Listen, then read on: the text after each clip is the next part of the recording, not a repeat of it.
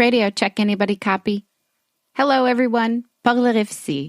I'm Alice Kaniklen, and this is episode 1 of Alaska Natives on the Frontline, a special series of Coffee Quaq that focuses on climate change in Utqiagvik, Alaska, brought to you by a grant from the Putlizer Center through the Connected Coastlines program.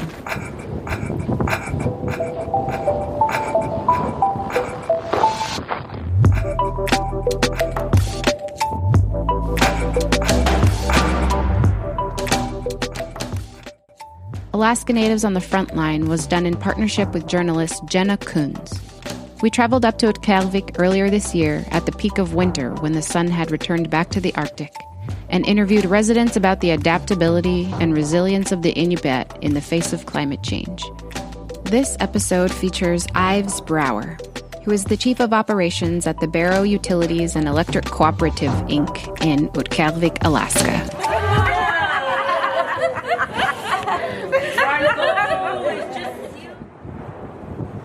Much the difference between a first world country and a third world country is your water system. So, I mean, even ancient Rome, if you don't have running water and a way to get rid of your waste, and you're going to be getting sick, and everything is dependent on that. So, it's by far the biggest health issue in the world.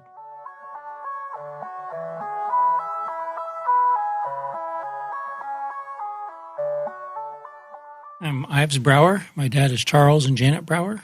My dad's originally from Barrow. My mom is from New York. My appa is David Brower and Marie Brower from Barrow. And I actually grew up mostly in Massachusetts. I was born in California, grew up mostly in Massachusetts, went to college at University of Colorado in Boulder, and I moved back up here in 1995. Yep, and I actually lived in Cocktober for a little bit when I was 13. And I traveled to all the villages. I traveled all over the state. I used to love traveling. So worked at Prudhoe Bay for a little bit before I came back here. And I worked on the offshore dredge here. I just made arts and crafts for a while, ulus and carvings, and hunted for a living for quite a few years. And then I got a permanent job at Busey. And I've been there for about 15 years. Yep, long time now. It seems like it went by really fast. I'm the Chief of Operations. I run the water crews for water distribution, wastewater collection, and wastewater treatment. We have a bunch of pipes, 3.1 miles are underground in tunnels that you can actually walk through, mile and a half on Barrow side and 1.6 miles on Browerville side. And we walk those every night to check them. And we also have a bunch of direct bury lines also. And that's underground? Yep, the direct bury is just pipes buried in the ground with no structure around them, no tunnels that you can walk through. So, and all of our problems are pretty much on the direct bury lines. The utilidor has lasted. The utilidor was incredibly expensive. I think it was $800 million to put the utilidor system in. It's the most expensive structure the borough has, so by far. The second most expensive utilities ever made. What's the first? The space station. Dang! Per person. Holy per person. Cow. Yep, so the space station's a little more expensive than we are, but... Wow, I didn't know that. Yes, it's very expensive because it was dug up underground. It's all in permafrost, and so yes, it was incredibly expensive. So, so are all of these houses on utilidor or whatever? Are they, connected? Not all of the houses are connected, but the majority of the houses in Barrow are. Like Cake Eater, everyone gets water from us. We're the only place that distributes water, makes water, and distributes it. So, but not everyone is hooked up to the sewer side. So there's some places that have got honey buckets still, which are the whole reason for the system was to get rid of those, but there's still a few left. And then there's sewer tanks, and then there's the utilidor, and then there's direct bury system. So, it was really expensive. And then there's some people who just didn't want to change. They didn't want to. Okay. And then also you have to pay a monthly bill. Right. So, and the borough subsidizes the other things, and so you don't have a monthly bill when you're got a tank or a honey bucket.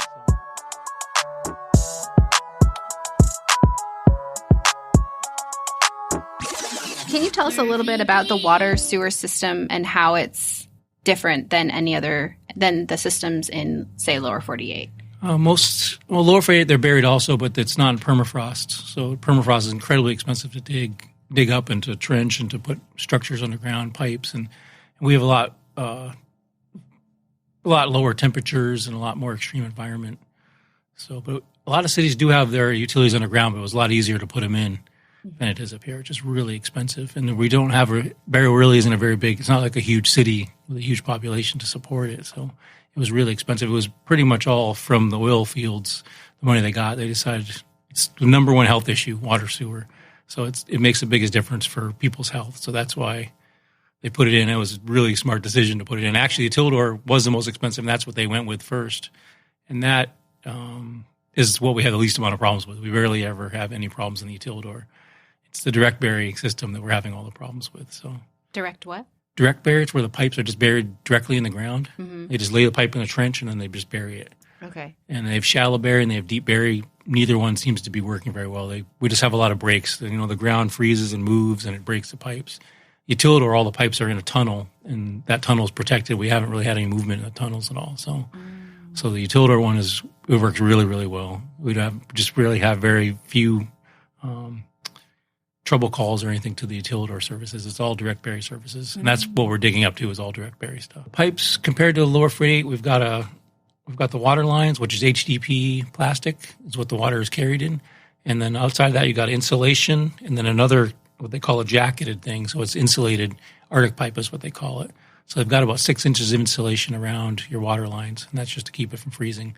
We have two problems with the water. The first one is if the water's too hot, it'll melt the permafrost. And so our water is about 50 degrees. We try and keep it right at 50, 52 degrees.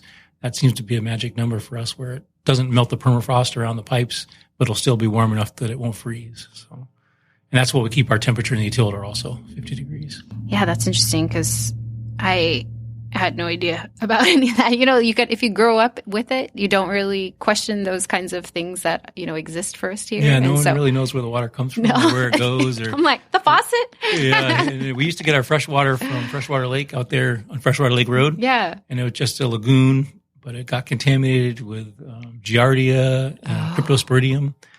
And so they went to the lagoon right here, which is right next to town, and that was actually man-made. It was a lagoon connected to the ocean, and it was a saltwater lagoon. So we actually had a reverse osmosis plant first here, and it was really expensive. And so they actually pumped all the water out of that lagoon. Well, they put the dam road in, separated the two lagoons. One side was still saltwater, the other side was saltwater. They pumped it dry, and they dredged it out, pumped it all dry, and then let it refill with snowmelt. So it was all fresh water. Wow. And so that's where we get our fresh water, and it was way cheaper than operating the reverse osmosis plant. So all of our water now is snowmelt. That's where we get it from. So, wow. Or as we call it up here, tundra tea. That's cool. No, I feel like that's that's an adaptation here. It is. Yeah. It's an amazing idea. I don't know who the engineers or who thought of it. I'm sure it was the local people who thought, well, why don't you just pump it out and make it fresh water instead of having it salt water? And it's worked really well. And we've kind of been Barrow's been we've been lucky. We've been really wealthy from the oil money and from the oil fields. And some of the money they spent really wisely. Utildor, the water stuff, I think they did it really well when they spent the money on that. Our water system is it's a membrane technology. We were one of the test plants for the first membranes, and that's pretty much what the entire world has gone to for water treatment is membranes now. But we were one of the first people, and we were one of the test facilities for it. What does that mean, membranes? They force the water goes through filters, and their membranes actually is what the water goes through, and the pore size just gets smaller and smaller. There's nanofiltration, microfiltration, and it's almost like reverse osmosis, but you don't have to have really high pressures. The water is just pumped through with a regular pump. So when it gets everything out of the water, all the microbes, everything that's hazardous to you. So, and it comes out really clean, and you're not adding chemicals like chlorine and all that in the treatment process. After the water has gone through the membranes, then we actually have to add chlorine just because it's a federal law to add chlorine to your water, just in case there's anything left over. They want to make sure they kill it. So, but there's probably really nothing. No, you can drink it right out of it. After the filters, you can drink the water. There's nothing in it, so Dang. Completely safe. Yeah, I remember learning right before I left that we just had like this amazing water system. We do, and it tastes really good too. It tastes really good. We have really good water here. It's really, really soft water too. We don't have any minerals. It's not coming from underground, so it's just it's excellent water. If you get used to else, it, you're used to it here, and you go somewhere else, you're like, what is that? That's so not gross. Water. Yeah. So we've sent our water. We win every once in a while state competitions for our water, and so we've got really good water. So.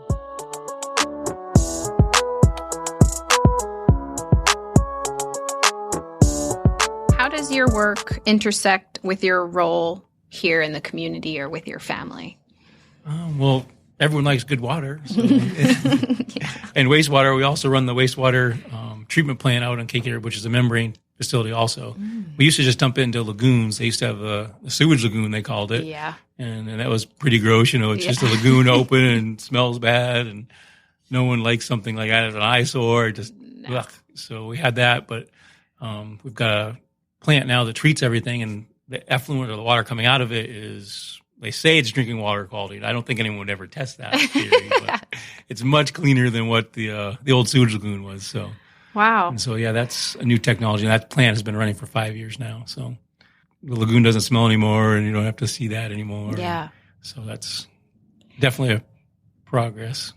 Have you heard any stories about maybe before we had running water? And Yeah, my dad, and when I lived in Utqiagvik for a little while, they still delivered water. You go out and cut ice. And we still do that for whaling. We'll go out to some of the lakes out here and cut blocks of ice for drinking water because there's no drinking water out on the ocean ice. Yeah. There used to be a lot of glacier ice.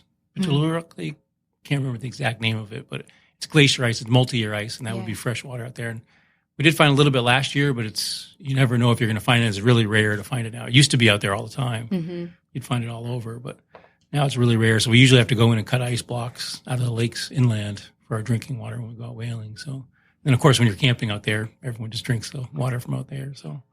If you have running water in your home, like your health, life expectancy, like everything, all these indicators. Like, it is. That's pretty much the up. difference between a first world country and a third world country is your water system. So, I mean, even ancient Rome, if you don't have running water and a way to get rid of your waste, and you're going to be getting sick, and everything is dependent on that. So, it's by far the biggest health issue in the world. So, access to clean water. Do you know of the other villages and if they have running? They do. All the other villages have running water. Inupiat Pass actually really has running water. They're the only ones that really have running water. Their water runs underground underneath the village year round, and so they just have wells that draws the water from underneath the rocks there. So they're the ones that have like an aquifer. That's the only running water. Everywhere else, it's permafrost and frozen. Okay. But the rest of the villages, they treat it. Usually, they just treat it once a year in the summertime. They have lakes or lagoons out near, and they pump all the water out of that into a big storage tank, 1 million gallon tank or 2 million gallon tank. And then they treat it, and then that's what they use for the year. So they have to be really careful with leaks, and cause if you lose your water, you're out of luck. Yeah. So I know Point Lay, their reservoir drained a couple of years ago. A river went into it, and I'm not sure they have a secondary reservoir now. But it's a big issue in the villages to be able to store enough water to make it through the whole year. So I worked on the permitting for that Point Lay emergency water. Maybe their river. The river, it eroded away into the lagoon, and then the lagoon just drained right out. Yeah. So, and so that was erosion. They needed immediate or like an emergency assessment. And I think their next nearest reservoir was like 3 miles away or something. They had to, I think that's what they're using now is a secondary one, or they might be drawing out of the river. I'm not really sure. Yeah. I can't remember what the final outcome was. We just heard when it happened. And so, but the rest of all the villages are like that. They all fill up their water tanks in the summertime, and then they use that for the whole winter. And it was like late in the year when that had happened. I think it was like August or September. Catastrophe. Yeah. Yes. They're like, we got to do this before it freezes. And they can't ship water in. Water's crazy expensive. They actually might have desalination things and might be I think they're drawing water out of the ocean right now. Oh. Or that's what their plan was. I can't remember if that's what they've actually got in place now or that's what they're planning. I think it's actually what they're planning. I think they're going to draw water out of the lagoon there, Coastlizer Lagoon, and for the town. Is that feasible? Like, is that cost effective? It's gotten a lot better. Yeah, every year the technology gets better for reverse osmosis or for treating salt water, but it's still really expensive compared to treating fresh water. So it's really high pressures. That's why it's so expensive, like 800 PSI to force salt water through the membranes to get all the salt and everything out of it. I see. And so it's just really energy intensive. And then being up here, Barrow's really lucky because we have gas fields.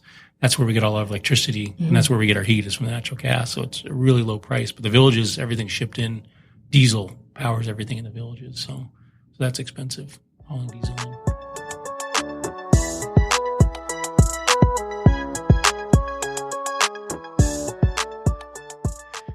If it just stayed warm, we didn't get very much precipitation. We have very little precipitation up here. It's like 4 inches a year. Of precipitation, that's snow and rain and everything. And last year, I think we got 4 inches in 1 month. Which is unusual. Yeah, it was crazy amount of rain. And I think that's part of the problem that we're having with our infrastructure is that we got so much rain, it just melted the permafrost a lot deeper than usual. And then when it froze back up, everything moved it around. So a lot of the houses moved.